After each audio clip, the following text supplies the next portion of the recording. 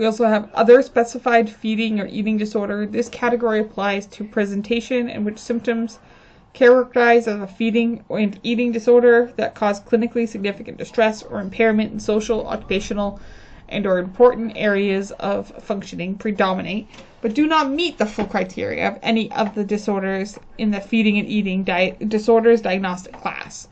So in other words, they have a feeding and eating disorder, but they do not quite meet any of the other disorders such as anorexia, bulimia, or binge eating.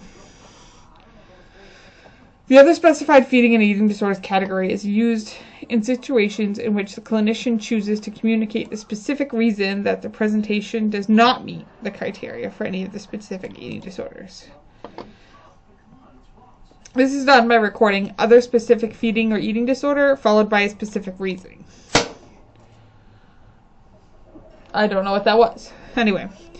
Examples are atypical anorexia nervosa. All the criteria for anorexia nervosa are met, except that despite significant weight loss, the individual's weight is within or above the normal range. Bulimia nervosa, of low frequency, all the criteria of bulimia nervosa are met, except that the binge eating and inappropriate behaviors occur on average less than once a week and or for less than 3 months.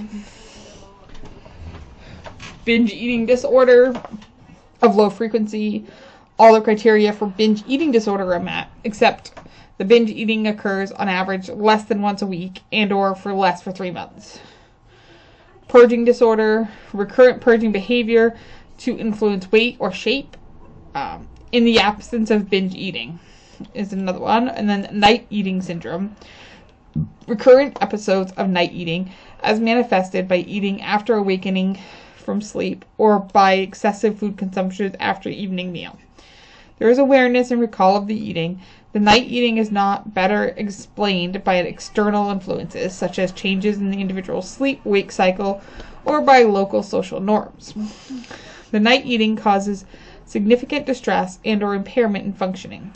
The disordered pattern of eating is not better explained by binge eating disorder or another mental disorder, including substance use, and is not attributed to another medical disorder or to an effect of medication. And then finally, I'm going to include this with this, unspecified feeding or eating disorder. This category applies to presentation in which symptoms characterize as feeding and eating disorders that cause clinical significant distress or impairment in social, occupational, or other important areas of functioning. Predominant but do not meet the full criteria for any of the disorders in the feeding and eating diagnostic class. So this is used in situations in which the clinician chooses not to specify the reason that the criteria are not met as a specific feeding and eating disorder, and includes presentations in which there are insufficient information to make a more specific diagnosis.